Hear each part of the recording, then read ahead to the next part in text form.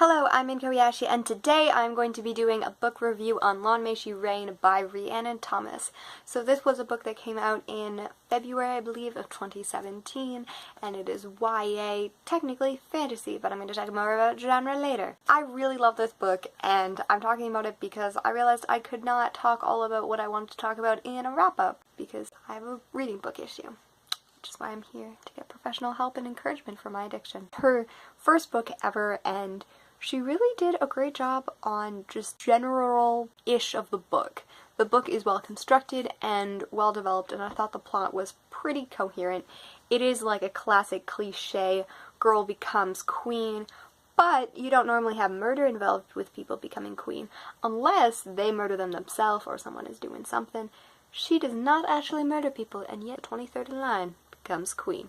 And it's also great because YA often suffers from the no-death thing. This does not suffer from the no-death thing because people die. 200 people die or more. Overall, I thought that Freya was very relatable. I sometimes struggle with this because I'm like, they're sci-fi, you can't make them having 21st century kind of morality and all these stuff in a fantasy world that's supposed to be like set in like 1500. However, I just felt like she was relatable. Felt that she was very selfish and self-involved and very judgmental, but that's something that people tend to be. And the beauty of that is that she totally got called out on being selfish and self-indulgent and way too judgmental, because she's sitting there being like, these people are all judgmental and fake and blah blah blah and hate everyone. And you're like, girl, you're doing the exact same thing that they are. And that is explored throughout the book, and I was like, yeah, people should be flawed, and flaws like that aren't just, I'm too perfect and want to sacrifice myself for people.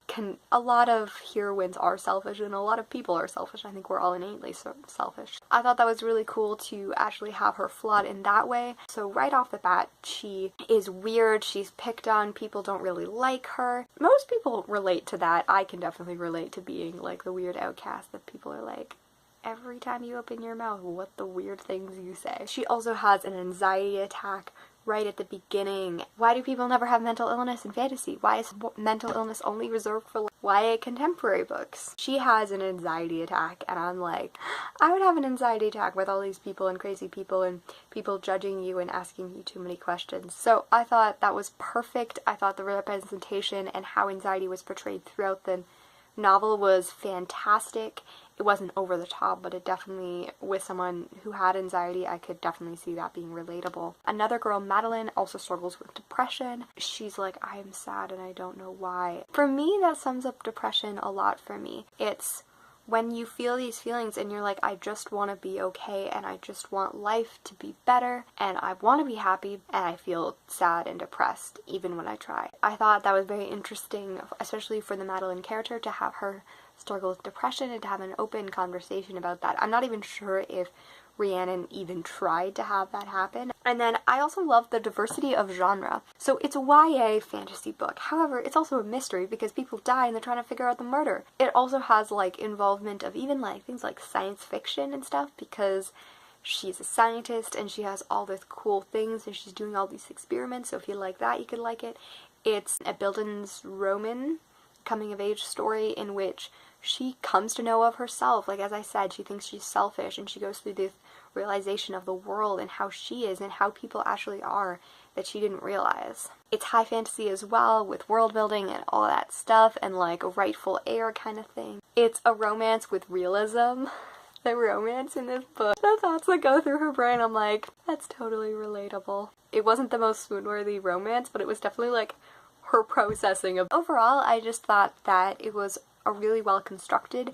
It wasn't a perfect novel. I didn't think that it was that new or ingenious, but I thought that it was just very grounded and very well developed, and I'm really looking forward to reading more Rhiannon Thomas books in the future. You should definitely pick it up. I gave it 4 stars out of 5, which was pretty generous for myself. Have a fantastic day. Happy reading and writing. She wished she could be the perfect daughter, but she comes back to the water.